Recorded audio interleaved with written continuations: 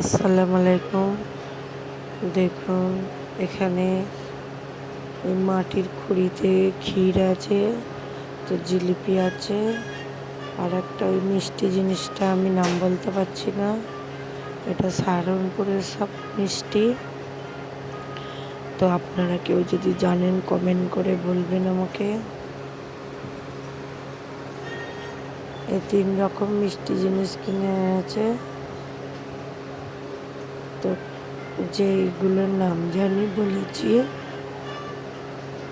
ওইটার আমি নাম জানি না, তো বলতে পারছি না। আপনারা কমেন্ট করে আমাকে বলবেন। আমার জামাই আমায় বলেছিল, আমি ভুলে গেছি।